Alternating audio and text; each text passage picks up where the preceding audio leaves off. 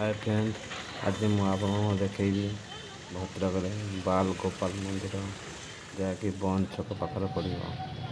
आप देखुं जो गेट ये बाल गोपाल मंदिर गेट देखुं